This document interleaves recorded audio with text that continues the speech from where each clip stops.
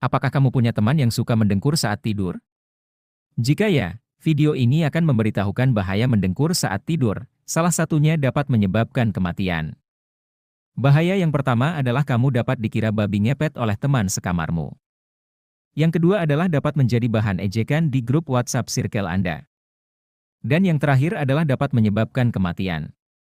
Mendengkur dapat menyebabkan kematian apabila kamu mendengkur saat berada di tengah hutan, maka akan datang hewan buas yang akan menerkammu karena kamu terlalu berisik.